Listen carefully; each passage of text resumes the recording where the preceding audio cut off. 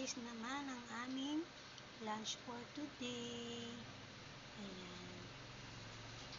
Tawag ko dyan ay sinampalukang manok guys. Para din siyang sinigang. Ayan. Ang nilagay ko kasi dyan talbos ng kamote. Ayan. Para panpadagdag ng dugo. Ayan. Yung sampalok na mula. Ayaw nila kasi nun. Ayan. Yung aking okra, hindi ko na hiniwa. Ayan. Isang buo yan. Kasi ako lang naman kakain yan guys. Kaya hindi ko na siya pinutol sa gitna guys.